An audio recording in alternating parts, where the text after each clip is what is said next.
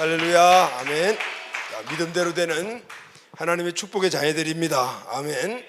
말씀이 우리에게 그대로 믿음이 되고 이 믿음을 선포할 때 이 말씀이 우리에게 실제 현실화되는 그런 은혜가 이번 주간에도 우리 모두에게 풍성하게 있기를 예수님의 이름으로 축복합니다. 아멘. 자, 사랑하는 가족, 오늘은 맥주 감사 주일입니다. 이제 오전에도 감사에 대한 말씀을 나눴고 오후에는 은혜에 대한 감사의 말씀을 우리가 함께 나누도록 하겠습니다. 자, 우리가 살다 보면 많은 사람들을 만나죠. 그런데 사람들마다 다 달라요. 여러 종류의 사람들이 있고 성격도 다르고 기질도 다르고 또 말하는 것, 생각하는 것 동일한 사람들은 한 사람도 없잖아요. 모두가 다 달라요. 여러 분류의 사람들을 만나는데, 그런데 그 많은 만난 사람들 가운데 참 안타까운 사람이 있어요. 그 안타까운 사람들은 어떤 사람일까요? 저는 늘 이런 생각을 해요. 은혜를 받고 그 은혜를 깨닫지 못하는 사람들, 그런 사람들을 보면 참 마음이 안타까워요. 여러분, 은혜가 뭐죠? 은혜는 호의, 이렇게 이야기할 수 있어요. 다시 말하면 내가 받을 자격이 없는데, 권리도 없는데 누가 나에게 호의를 베풀어 준 거예요. 호의를 베풀어 준 것이죠. 이걸 바로 은혜라 그래요. 내가 뭔가 대가를 지불한 것이 없는데 나에게 호의를 베풀어 준 것, 이게 바로 우리가 은혜라고 그러거든요. 자, 그럼 여러분이나 저나 우리가 누구에게, 어떤 사람에게 은혜를 받았다라면은 어떻게 살아야 될까요? 은혜를 준 사람에게 당연히 은혜에 대해서 감사해야 되겠죠. 아멘. 그리고 또 감사했으니까 그 사람이 원하는 감사의 삶을 우리가 살아가야 될 거예요. 자, 이것이 바로 은혜를 입은 사람들이 마땅히 해야 될 도리다라는 것을 우리가 말씀해 주고 있죠. 그런데 여러분, 사람들 중에는 그렇지 못한 사람들이 참 많아요. 은혜를 알지 못하는 사람들이 안타깝다 그랬죠. 정말 안타까운 사람들이 많아요.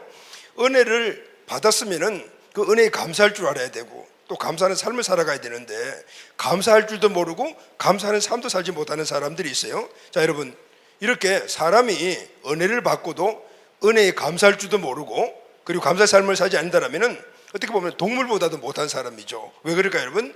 은혜를 아는 동물들이 얼마나 많은지 몰라요. 유튜브나 이런 영상을 보게 되면은 가정에서 키우는 개가 주인을 구했다라는 이런 내용들을 우리가 많이 보잖아요.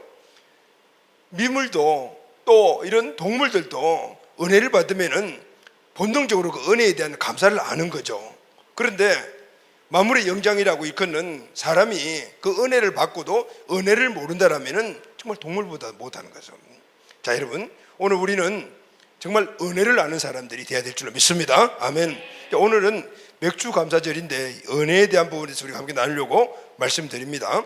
자, 우리 교회는 1년에 2번 감사절기를 지키죠. 1년 6개월을 이렇게 나눠가지고 6개월 전반기를 감사하는 마음으로 우리가 드리는 맥주 감사절 오늘 지키죠. 그리고 후반기에 11월 달에 가게 되면 또 1년 동안 우리에게 주신 하나님의 은혜를 감사하면서 추수 감사절을 지키잖아요. 이스라엘 사람들은 추수를 지금 우리가 지키는 이 맥주절부터 시작을 해요. 그래서 초실절이라고 이야기를 해요. 초실절은 처음 곡식을 추수하는 절기, 이런 뜻이거든요.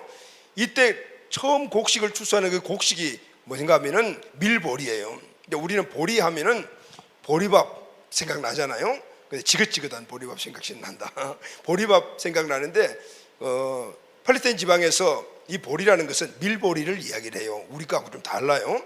그러니까 우리 그림에 보게 되면은 보리가 크게 이렇게 나와지고 그런 것들 아니고 조그마해요. 이 밀보리를 추수해서 이때부터 이 사람들이 이제 빵도 만들고 이렇게 시작을 하죠. 그러니까 제일 처음 추수하는 곡식이 밀보리, 그래서 맥주절이라고 그래요. 그래서 초실절이라고 이야기를 하고, 이후에 계속해서 이제 많은 과일 그리고 또 등등 이 곡식들을 추수하게 되는 거죠.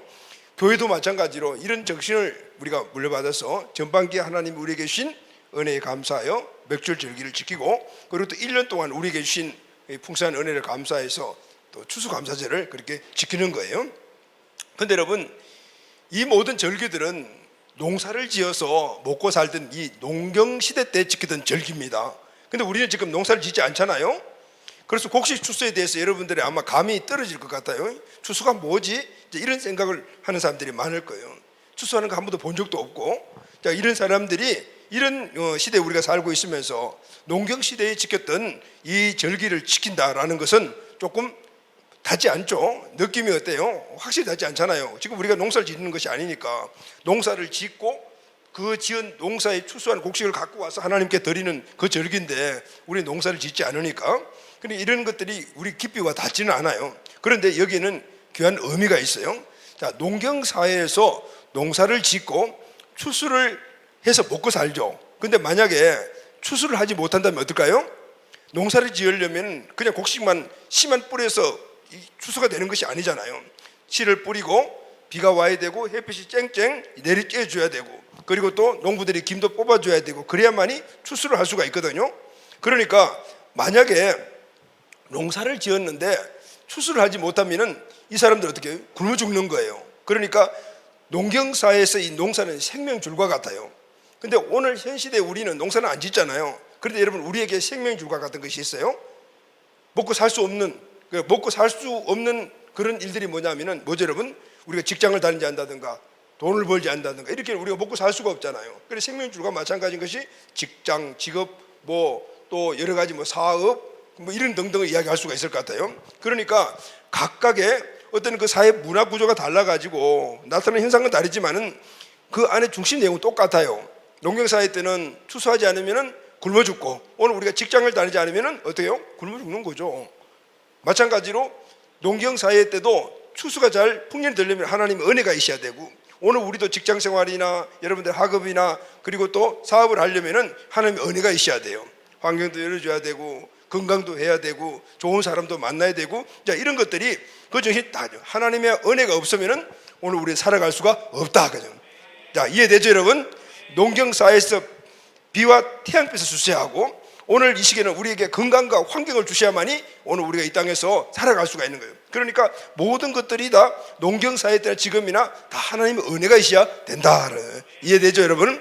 그래서 하나님의 은혜는 우리에게 너무너무 중요해요. 그래서 그 하나님 주신 은혜를 우리가 어떻게 해야 돼요? 알아야 돼요. 그리고 감사해야 돼요. 왜 그럴까요? 하나님의 은혜를 감사하고 또 하나님의 은혜대로 살게 되면은 하나님은 감사할 수 있는 그런 환경과 조건을 더 부어주시는 거예요. 그러니까 점점 더 좋아지는 거죠.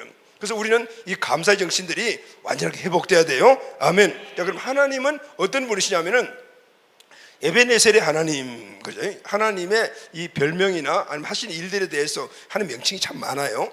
에벤에셀의 하나님, 그렇죠? 에벤에셀이라는 것은 여기까지 인도하셨다라는 뜻을 갖고 있어요. 하나님이 오늘 여러분들을 이 자리까지 인도해 주신 것을 믿으세요? 아멘. 하나님이 오늘 1년 동안 전방 1월 달부터 시작을 해서, 아니 그전부터도 마찬가지죠. 모든 삶에서 오늘까지 하나님이 나를 어떻게 해요? 보호하시고 또 먹여주시고 입혀주시고 또 함께 해주셔서 오늘 이곳까지 인도하셨어요.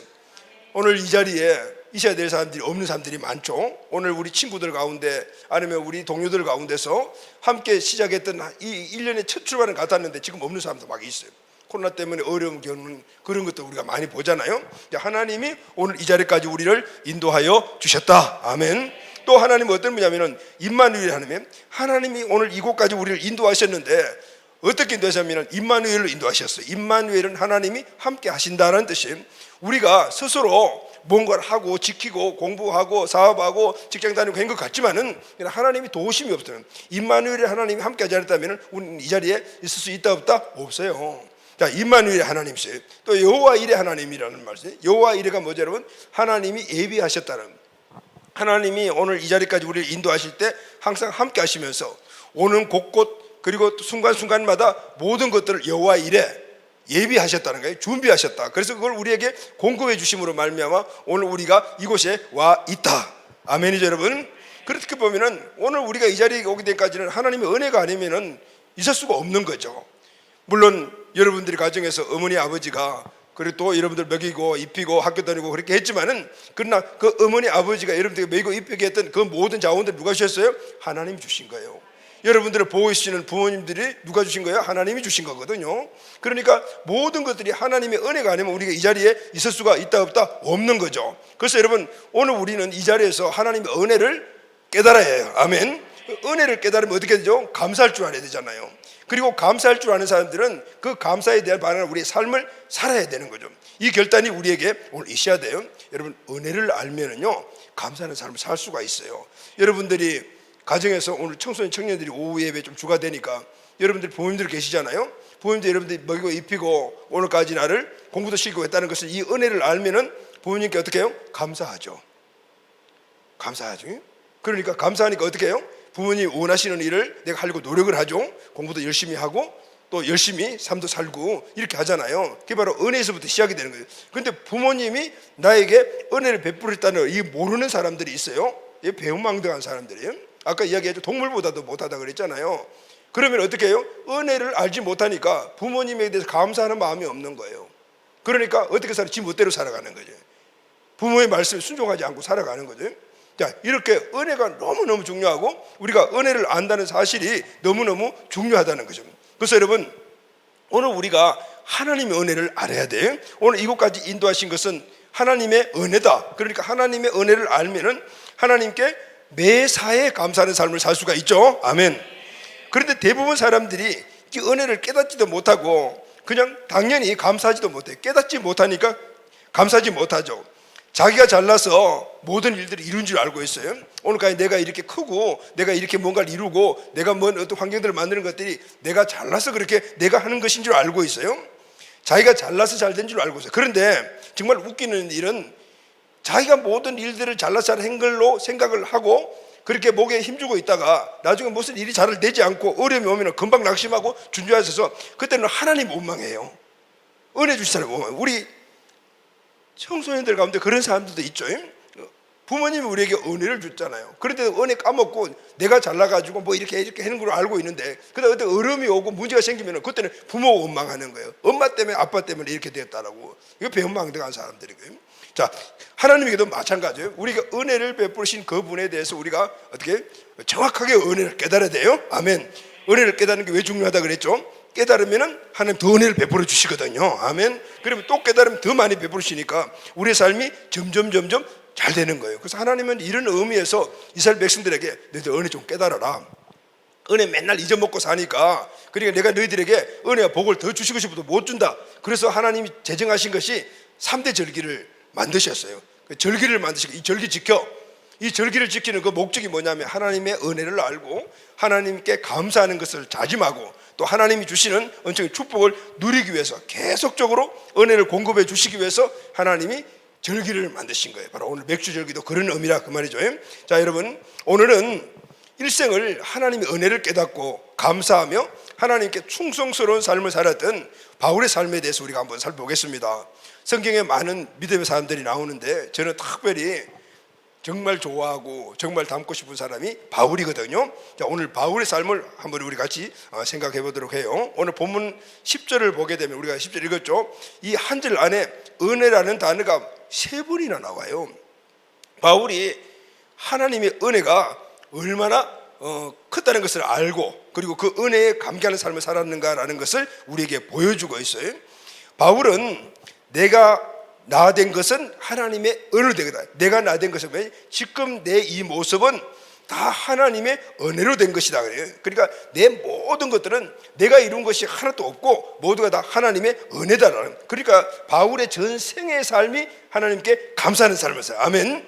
당연히 그렇죠. 내 인생 전부가 하나님의 은혜로 된 것이라고 생각하니까 그럼 당연히 내 인생 전부를 통해서 하나님께 감사하고 그리고 또 감사의 삶을 살 수밖에 없잖아요. 바로 바울의 삶이 그런 삶이었어요. 그래서 오늘 본문을 보게 되면 사도 바울은 자신의 삶을 과거, 현재, 미래 이렇게 딱 나누어서 그 모든 것들이 하나님의 은혜다라고요.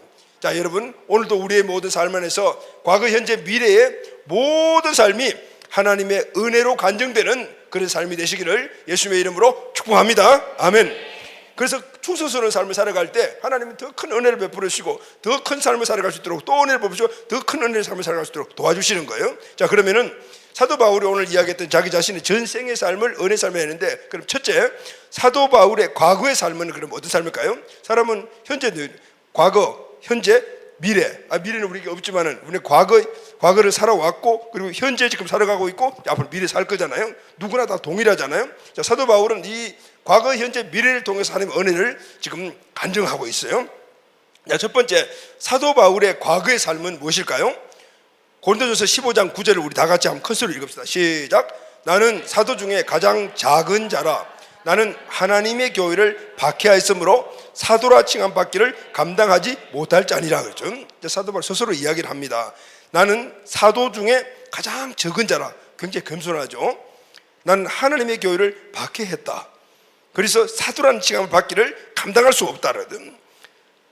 여러분, 사도는 어떤 사람인가 하면 바로 예수님과 3년 반 동안 같이 먹고 자고 하면서 같이 생활하고 직접 훈련받은 사람을 사도라고 이야기를 해요. 그런데 이 사도 바울은 예수님과 직접 살면서 훈련받지 않았어요. 그런데 회심 후에 예수님을 만나고 구원받은 이후에는 그 누구 어떤 사도보다도 위대한 사도의 삶을 살았어요. 엄청난 환난과 핍박과 고난을 견디면서 교회를 세우고 하나님의 나라를 확장시켜 나갔던 사람이었어요. 그럼에도 불구하고 사도 바울은 자신을 사도 중에 가장 작은 자요라고, 심지어는 사도라고 칭함을 받는 것도 감당하지 못하겠다라고 말하잖아요. 왜냐하면요, 이유가 있어요. 나는 하나님의 교회를 박해했기 때문이다. 사도 바울이 예전에 신분이 뭐냐면 하나님의 교회를 박해하는 사람이었어요. 교회를 핍박했어요. 성도들을 잡아가두고 심지어는 예수 믿는다고 사람들을 막 박해하고 죽이는 그런 현상들이 일어났을 때 거기에 동조했던 사람이에요. 그러니까 실제는 하나님과 이 사도 바울, 예전에 사울이라는 이름이었는데 원수지간이었어요. 디모데전서 1장 13절 말씀을 보면은 사도 바울이 이렇게 이야기를 해요. 내가 전에는 비방자요 박해자요 폭행자였으니 도리어 긍휼을 입은 것은 내가 믿지 않을 때 알지 못하고 행했습니다. 이렇게 했는데, 예전에 예수님을 믿기 전에, 사도가 되기 전에는 비방자, 박해자, 폭행자, 누구를 비방했어요? 예수 믿는 사람. 어떻게 박해하고 폭행했던 사람들이라고. 자신이 얼마나 잘못된 존재인가를 알고 고백하고 있는 거잖아요. 이런 자신이 구원을 받았으니까 얼마나 감사했겠어요. 그 은혜가 얼마나 컸겠어요. 그러니 감사가 더 클 수밖에 없죠. 그냥 친구 따라와가지고 예수 믿고 구원받은 거 하고, 이전에는 내가 정말 죄인 중에 괴수로서 악한 일도 많이 하고 막 그럼에도 불구하고 구원받은 사람들, 그 은혜가 차이가 나요. 예전에 보게 되면은 조폭 생활 하다가 구원받고 목사님 되신 분들이 많이 있거든요. 이런 분들은 자기 인생의 삶이 정말 죄인 중에 괴수였다는 그 사실을 알아요. 그러니까 그런 상태에서 구원받은 걸 아니까 너무 감사해서 온 내 인생의 삶을 하나님께 드리겠습니다 하고 그렇게 목사님 되신 분들이 많이 있거든요. 그만큼 내가 죄인이다, 내가 잘못했다, 이런 것들을 크게 깨달으면 깨달을수록 하나님의 은혜의 비중이 어떻게 더 커지죠? 더 감사가 크겠죠? 그러면은 내 삶의 결단도 더 클 수밖에 없는 거예요. 할렐루야, 아멘이죠? 내가 죄인이라는 사실을 깨달은 자가 하나님의 은혜를 알게 됩니다. 내가 얼마나 큰 죄인인가를 깨달은 자가 하나님의 은혜가 얼마나 큰가를 알 수가 있게 되는 거예요. 깨닫는 은혜가 크면 클수록 감사가 크고 충성스러운 자가 될 수가 있습니다. 자, 여러분, 나는 누구인가? 저와 여러분 누구죠? 자, 여러분 누굽니까? 저는 임복사 이렇게 얘기하죠. 여러분 김한무개, 이만무개 뭐 이렇게 얘기할 수 있죠. 만약에 내가 누구인가, 나는 임목사, 임안무개 이렇게 하게 되면 이게 내 정체성이거든요. 그러면은 내가 어떻게 살아갈까요? 이 정체성대로 살아가는 거예요. 그건 내 생각대로 살아간다 그 말이죠. 근데 여러분, 나는 죄인입니다. 이 정체성을 만약에 갖고 있다라 하게 되면은, 죄인이다라는 걸 알게 되면은, 죄인이 결과가 무엇인가를 알게 되죠. 여러분, 죄인의 결과는 뭐죠? 로마서 6장 23절에 보게 되면은 운명은 딱 하나예요. 죄의 삭선 사망이요라고 했거든요. 그 죄인은 죽는 거라. 죽는데, 이 죽는다는 것은 우리가 일반적으로 이야기하는 영혼과 몸이 분리되어 가지고 죽는 이런 죽음을 이야기하는 것이 아니에요. 여러분, 예수를 믿는 사람이든 믿지 않는 사람이든 모두가 영생해요. 그런데 여기 사망은 뭘 이야기하냐면은 지옥에서 영원히 형벌받는 삶을 산다 그 말인 거예요. 죄의 결과거든요. 이 죽음은 영원한 형벌을 기다리는 지옥의 고통받는 운명이 된다, 그 말인 거죠. 여러분, 나는 그냥 죄인이네, 뭔가 친구 좀 못사게 굴고 뭐 도둑질도 좀 하고 뭐 이런 정도의 죄인 의식하고 나는 정말 지옥에 갈 수밖에 없는 죄인이구나, 지옥에서 영원히 형벌받을 수 없는 죄이구나, 이 의식을 갖고 있는 사람의 이 두 분의 사람들의 이 은혜와는 달라요. 나는 지옥 갈 수밖에 없는데, 나는 지금 사형 선고를 받아가지고 지금 곧 죽을 수밖에 없는 운명인데 여기서 구원받던 사람들은 그 은혜가 더 크죠. 바로 그런 거예요. 여러분, 우리가 죄인에 대한 인식이 크면 클수록 은혜도 큰 거예요. 우리가 어떤 존재인가, 내 자신이 누구인가, 김만무개 이만무개가 아니고 나는 죄인이다라는 거예요. 죄의 결과로 지옥에 가서 영원히 형벌 가운데서 영원히 살 수밖에 없는 존재라는 이 의식을 우리가 확실히 갖고 있을 때 우리는 거기서 구원받은 은혜가 너무너무 크다는 것을 알 수 있게 돼요. 아멘이죠, 여러분? 찬송가 305장에 Amazing Grace라는 우리가 너무나 잘 알고 있는 이 찬송가인데, 이 가사에 보게 되면 이런 가사가 있어요. 나 같은 죄인 살리신 주 은혜 놀라와, 잃었던 생명 찾았고 광명을 얻었네. 큰 죄악에서 건져주신 주 은혜 고마워. 나 처음 믿음 그 시간 귀하고 귀하다. 여러분, 오늘 우리 구원이 귀하고 귀한 것은 오늘 이 찬송의 작사가가 존 뉴턴이라는 영국 목사님이시거든요. 그런데 이분의 고백을, 나 같은 죄인 살리신 주 은혜 놀라와, 잃었던 생명 찾았고 광명을 얻었네, 그죠? 큰 죄악에서, 그지? 이분은 내가 큰 죄악 가운데 있었는데 하나님이 나를 거기서 구원해 주셨다. 그래서 그 구원해 준 그 믿음이 너무너무 고맙고 감사하다. 그래서 내 평생에 내 모든 삶을 주님께 드린다라고 생각하면서 이분은 회심 이후에 목사님이 되신 분이에요. 이분이 원래 존 뉴턴의 이분이 원래 노예 상인이었어요. 아프리카에서 노예를 잡아와가지고 배에다 싣고 이렇게 파는 노예 상인이었는데, 그런데 어느 날 이 노예를 싣고 오는 배가 큰 풍랑을 맞았어요. 막 거의 다 죽게 됐어요. 그때 이분이 하나님을 찾았어요. 근데 하나님이 극적으로 그 풍랑 가운데서 이 사람 구원해 주신 거예요. 그때 이후에 그 극적인 구원을 받고 이분이 새 사람이 되었어요. 목사님이 되었어요. 그때 그 받았던 그 은혜를 바로 이렇게 찬송가로, 이렇게 작시를 한 거예요. 하나님의 구원을 받았던 그 은혜가 너무 크니까 그는 그때부터 일평생 하나님께 내 삶을 드리기 위해서 목사가 되고, 그리고 매일매일 다니면서 영혼을 구원하는 그런 은혜와 간격 속에 살아갔어요. 이분이 이제 평생에 일생을 마치시면서 유언과 같은 이런 말을 했어요. 뉴턴은 하나님의 부름을 받으시면서 이런 말을 했다고 합니다. 내가 다른 것을 다 잊어버린다 할지라도 이 한 가지만큼은 결코 잊어버릴 수가 없습니다. 그것은 내가 너무나 큰 죄인이었다는 것과, 그럼에도 불구하고 예수님은 나의 구세주가 되어 주셨다라는 거. 할렐루야, 아멘. 내 죄가 얼마나 큰가를 알고 거기서 구원해 주신 주님의 은혜가 얼마나 큰 걸 아니까 평생을 주님께 드리는 삶을 살았다는 것이죠. 자, 여러분, 저와 여러분 용서받을 수 없는 죄인에 대한 사실을 여러분 인정하십니까? 아멘. 그래서 죽어야 하고 지옥불에 영원히 고통받을 존재라는 사실을 아십니까? 아멘. 용서를 받을 수 없는 우리는 죄인이었습니다. 그런데 예수님이 나 대신에 십자가에 죽으셨습니다. 그래서 죽어야 하는 죄인인 내가 이렇게 살아있는 겁니다. 그렇다면 지금 내가 해야 할 일은 뭘까요? 첫째는 은혜에 감사해야 되겠죠. 할렐루야. 그리고 주님이 내 인생에 이제 주권자가 되시고 주인 되심을 인정을 하고 그분이 원하시는 삶을 살아가야 되겠죠. 아멘. 이것이 바로 은혜를 입은 자들의 삶이라는 것을 우리에게 말씀해 주고 있어요. 자, 그럼 여러분, 이제부터 그럼 어떻게 살아가야 될까요? 사도 바울은 자기가 큰 죄인임을 깨닫고 그 은혜를 깨닫고 그리고 그 위에 어떤 삶을 살았을까요? 이것이 바로 사도 바울의 현재 삶이에요. 자, 그러면 두 번째로 사도 바울의 현재 삶은 뭘까요? 고린도전서 15장 10절 상반절을 다 같이 한번 시작. 그러나 내가 나 된 것은 하나님의 은혜로 된 것이니. 그렇죠? 과거에는 핍박자였고 죄인이었다가 구원받았어요.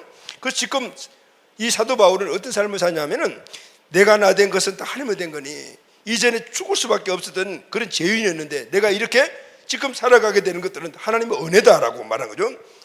바울이 교회를 핍박했어요.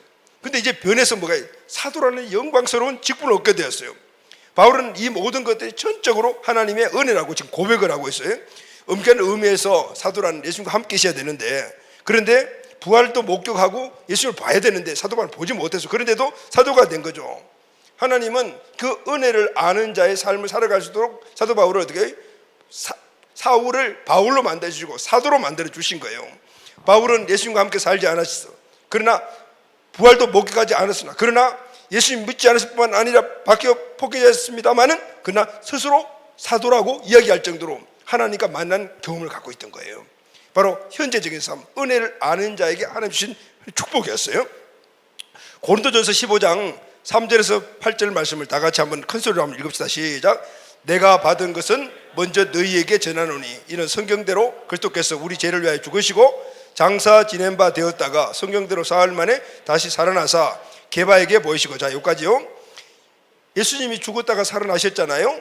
살아나신 그 부활하신 예수님이 이제 그 이후에 많은 사람들에게 직접 보이셨어요. 부활하신 모습을. 자, 5절 시작. 게바에게 보이시고 후에 12 제자에게와 그 후에 500여 형제 일시에 보이셨나니 그 중에 지금까지 대다수 살아 있고 어떤 사람은 잠들었으며 그 후에 야고보에게 보이셨으며 그 후에 모든 사도에게와 맨 나중에 만삭되지 못한 자 같은 내게도 보이셨느니라 그랬죠.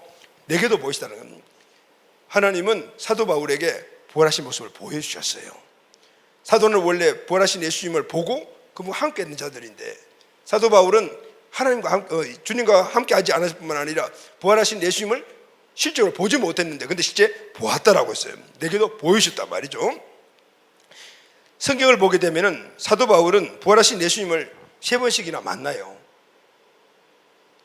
직접 같이 몸을 입고 같이 살진 않았지만 부활하신 모습을 3번씩이나 보여주시면서 그래서 사도의 직분을 그에게 주셨던 거예요. 첫 번째는 사도행전 9장에 나오죠. 우리가 너무나 잘 알고 있는 스데반 집사의 순교 후에 예수 믿는 자들에게 대이 박해가 일어나죠. 바울이 아직 사울이 있을 때 다메섹에 있는 그리스도인을 잡으러 가다가 초자연적인 어떤 현상에 의해서 예수님 만나죠. 그때부터 인생의 역전이 일어납니다. 핍박자 사울이 이방인의 사도 바울이 되어버렸어요. 두 번째는 사도행전 18장 9절 10절이에요. 밤에 주께서 환상 가운데 바울에게 말씀하시되 쭉 나오죠. 이때 하나님이 주님이 이 바울에게 나타나셔 말씀하셨어요. 세 번째는 사도행전 23장 11절이에요. 그날 밤에 주께서 바울께서 이르시되 담대하라. 내가 예루살렘에서 나이를 증언한 것이 로마에서도 증언해야 되리라. 로마 가다가 풍랑 만나서 죽게 됐을 때 나서 이렇게 일생을 보게 되면은 사도 바울 일생을 보게 되면 3번 예수님을 부활하신 예수님을 만났어요. 원래는 교회를 핍박하던 자였는데 그렇던 그가 이제는 예수 그리스도의 부활을 전가하는 사람이 된 것은, 영광스러운 직분을 얻은 것은, 이 직분 얻은 것은 하나님의 은혜다라고 이야기를 하고 있는 거예요. 그래 여러분, 죽어서 지옥에서 영벌을 받아야 할 운명인데 이제는 완전 역전이 되어버렸어요. 구원해 주실 뿐만 아니라 사도라는 직분을 주신 거예요. 이게 은혜죠. 사도 바울은 이것이 은혜라는 사실을 너무나 잘 알고 있어요. 구원받은 은혜도 감사한데 나에게 사도라는 직분을 주신 거예요. 12명의 사도 외에도 70명, 120명이 쫙 있는데 이 사람들 사도라는 직분을 못 받았어요. 그런데 사도 바울은 사도라는 직분을 받은 거예요. 그러니까 얼마나 은혜겠어요. 자기가 없죠. 그래서 사도라는 직분을 가질 자기가 또 옮겨 주셨으니까 그게 더 은혜고 더 감사했다는 거예요. 자, 그럼 여러분 이 말씀을 우리에게 한번 적용을 해봐요. 지금 저와 여러분 누구죠? 하나님의 자녀입니다. 아멘. 지금 우리 직분이 뭐죠? 복음을 전하는 자입니다. 누가 똑같아요? 사도 바울과 똑같아요. 우리가 받은 이 신분과 사명과 직분은 우리가 자격이 없음에도 불구하고 전적으로 하나님이 주신 은혜다. 여러분 믿습니까? 이 사실을 알게 되면 사도 바울과 같은 감사의 삶, 충성스러운 삶을 우리가 살아갈 수가 있어요. 자, 여러분 우리는 죄인에서 구원받은 것만 해도 감사한데 우리에게 사도라는 직분, 다시 말하면 복음을 전하는 직분을 우리에게 주셨잖아요. 특히 제대 가면서 우리가 제자가 되는 직분을 주고 셀리드라는 이 귀한 목자의 직분을 우리에게 주셨잖아요. 얼마나 감사해요, 그죠? 이 은혜를 알면은 우리가 감사할 수가 있는 거죠. 자, 여러분 우리도 사도 바울처럼 내가 하나 된 것은 역시 하나님의 은혜로 된 것이라는 이 사실을 꼭 명심해야 합니다. 아멘.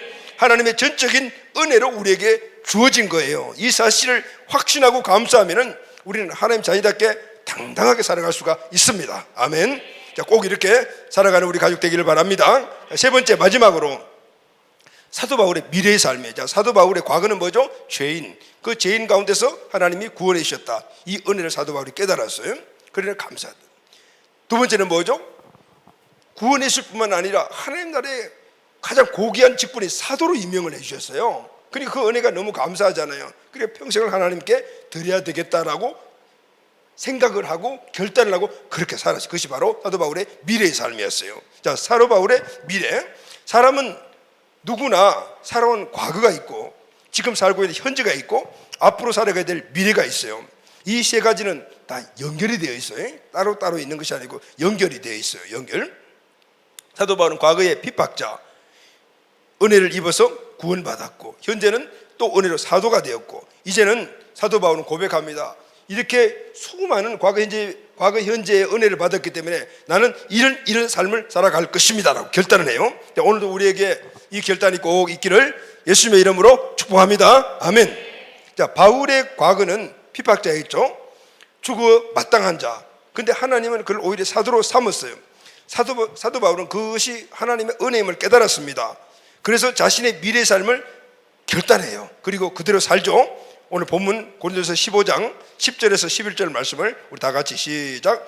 그러나 내가 나 된 것은 다 하나님의 은혜로 된 것이니 내게 주신 그의 은혜가 헛되지 않아요. 내가 모든 사도보다 더 많이 수고하였으나, 더 많이 수고했다는 이 말이 굉장히 중요해요. 더 많이 수고하였으나 내가 한 것이 아니요 오직 나와 함께 하신 하나님의 은혜로라. 그러므로 나나 그들이나 이같이 전파하며 너희도 이같이 믿었느니라. 바울은 핍박자였고 죄인이었던 나를 사도로 세우신 이 하나님의 은혜를 깊이 깨달았어요. 감사하고 그래서 결단을 하죠. 나는 다른 사도보다도 더 많은 수고하는 삶을 살겠다, 충성스러운 삶을 살겠다라고 결단을 해요.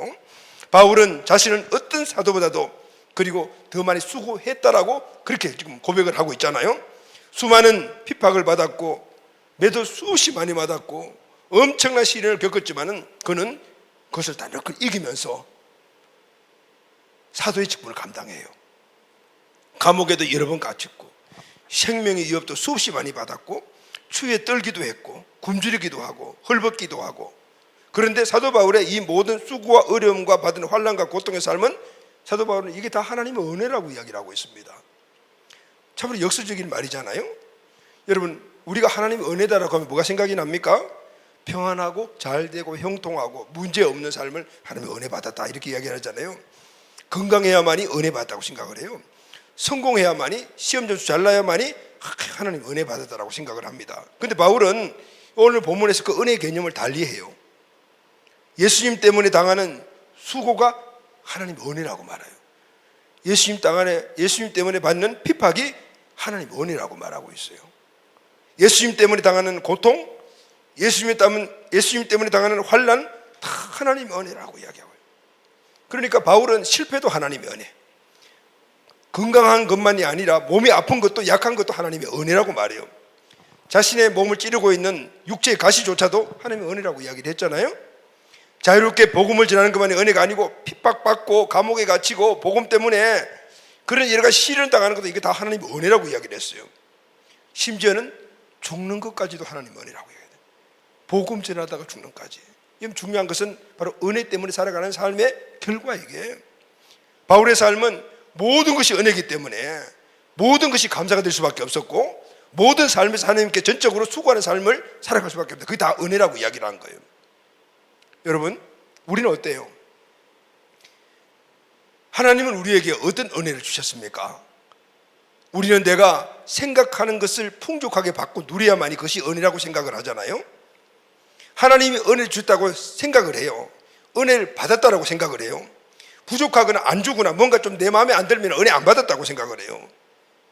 바울은 하나님 주신 모든 것들이 은혜라고 이야기하는 이유가 뭘까요? 그 인생의 전체의 삶에서 하나님의 은혜가 아니면 내가 전체 살 수도 없고 그런 존재를 구원해 주셨고 그러니까 내 전체 모든 삶이 은혜의 삶으로 살아가야 되는 결단이 있었기 때문에 좋은 일이든 나쁜 일이든 슬픈 일이든 아니면 굳은 일이든 감옥이든 아니면 바깥 삶이든 자유 삶이든 모든 게 다 은혜라고 이야기를 하고 있는 거예요. 자, 여러분, 이런 삶을 살면 세상이 어떻게 보일까요? 만만하게 보여요. 세상 절대 안 두려워요. 내 삶이 전체가 하나님의 은혜 삶이라는 걸 생각한다면 우리는 좋은 일에 웃고 나쁜 일에 울고 그렇지 않아요. 모든 삶 속에서 감사할 수가 있어요. 이 말씀 이해가 돼요? 우리 청소년들 이해가 돼요? 이 사실이 여러분들에게 이해가 되면 너무너무 좋겠어요. 우리 성령께서 여러분들이 이 마음을 이 마음을, 이 사실을 좀 믿음으로 확 심어주시면 좋겠어요. 요즘 우리 청소년 청년들이 이 감정적으로 치우쳐서 살아가는 모습들이 얼마나 많은지 몰라요. 내 마음에 요만큼 안 들게 되면 그냥 인생을 그냥 아주 팍팍하게 살아가려고 스스로 막 그런단 말이죠. 그게 뭐냐면은 내 인생을 내가 살아가는 거예요. 하나님의 은혜를 생각 못하는 거죠. 하나님의 은혜를 떠나서 우리 가정에 우리 부모에 대한 은혜도 모르고 살아가는 그런 것들이 되게 많단 말이죠. 자, 은혜를 깊게 깨닫고 그 은혜 영역이 크면 클수록 우리 모든 삶을 우리가 이기며 승리할 수가 있어요. 할렐루야. 슬픔이든 아니면 즐거움이든 행복이든 불행이든 그거 안 따져요. 그 자체가 다 은혜예요. 사도 바울은 자기 몸에 큰 질병이 있었어요. 그 질병이 뭔지 모르지만 정말 힘든 질병이었던 것 같아요. 하나님께 고쳐달라고 이야기하면 안 고쳐주셨어요. 근데 나중에 깨달았어요. 아, 이 고쳐주지 않는 질병이 나에게 은혜구나라는 걸 깨달았단 말이죠. 왜? 전 모든 생의 삶이 하나님의 은혜라는 걸 깨달았기 때문에 내 전 삶을 하나님께 감사해야 되고 내 전 삶을 하나님께 수고하는 삶을 살아가던 결단이 있었기 때문에 모든 것들이 은혜로 판단되니까 모든 것이 감사하고 모든 것, 어떤 상황 속에도 하나님께 충성된 삶을 살아갈 수가 있던 거예요. 자, 결론하겠습니다. 여러분, 우리가 지금까지 살아온 것도 이렇게 보면은 다 하나님의 은혜임을 믿으십니까? 여러분 동의하세요? 아멘. 하나님의 은혜가 아닌 것은 아무것도 없어요. 모두가 다 하나님의 은혜가 아니기 때문에 결국 우리는 여기까지 올 수가 없어요. 지금도 우리는 하나님 은혜 가운데 살아가고 있습니다. 아멘. 앞으로도 하나님 은혜 속에 살아가게 될 것입니다. 여러분 믿습니까? 여러분? 저는 요즘 이런 것들을 너무너무 뼈저리게 지금 체험하고 있어요. 아니, 코로나가 엄청나게 많이 돌아다닌다는데 그런데 왜 우리 교회는 안 찾아오지? 이거 좀 이상하죠? 근데 우리 교회는 왜 코로나 걸렸다는 사람이 없지? 수없는 많은 사람들이 코로나 걸렸다라고 지금 난리법석들 하고 있는데 왜 없지? 아, 하나님 은혜구나. 아멘. 하나님이 우리 교회 주신 은혜구나. 아멘. 만약에 우리 교회 안에서 여러분 중에서 코로나 확진자 한 명이 났다 그러면 우리 교회는 일주일 동안 문 닫아야 되잖아요. 우리 같이 매일 기도하고 매일 역동적인 신앙의 삶을 계속해서 가는데 일주일 교회 문 닫았다라면 치명적이 될 수 있을 것 같아요. 그 생각하니까 너무 하나님 은혜인 거예요. 우연이고 그냥 평범하게 일어났던 일이다 이렇게 생각할 수 있지만은 생각해 보니까 너무 은혜된 거예요. 여러분 코로나 안 걸린 거 은혜죠? 근데 그 은혜라는 사실을 여러분들 깨닫고 살아가고 있어요? 응? 유빈이 코로나 안 걸렸잖아, 그지? 학교 다니고 있는데도 얼마나 은혜잖아, 그지? 그 감사하니? 그 은혜? 그 충성스러운 삶을 살고 있니? 그 은혜에 감사해서. 용규는 은혜지? 니네 회사에서 다른 동료들이 걸렸는데 너는 안 걸렸잖아, 그지? 은혜지? 충성스러운 삶을 살아가고 있니? 아멘. 모두가 똑같은 얘기들인 거예요. 자, 생각해 보면 은혜 아닌 것 하나도 없다. 아멘. 그것도 엄청난 큰 은혜다. 우리도 바울처럼 하나님의 은혜를 생각하면서 하나님이 내게 베푸신 그 무한하신 은혜를 무엇으로 보답할고 이 마음으로 우리가 살아가야 돼요. 할렐루야. 아멘. 그리고 더 충성스러운 길이 무엇인가를 스스로 알고 찾아서 살아가는 이 삶을 우리가 살아가야 될 줄로 믿습니다. 은혜를 받다면 마땅하다 그 말인 거죠. 자, 다 같이 우리 오늘 본문 말씀 한 절 선포하고 우리 찬양하고 기도하도록 하겠습니다. 자, 준비되셨죠? 시작. 내가 나 된 것은 하나님의 은혜로 된 것이니 내게 주신 그의 은혜가 헛되지 아니하여 내가 모든 사도보다 더 많이 수고하였으나 내가 한 것이 아니요 오직 나와 함께 하신 하나님의 은혜로라. 사랑하는 우리 모든 가족 여러분, 우리 모든 삶에 심지어 슬픔, 불행 이것까지도 하나님의 은혜라고 고백할 수 있는 진정한 은혜의 삶을 살아가는 우리 모두가 되기를 예수님의 이름으로 축복합니다. 아멘.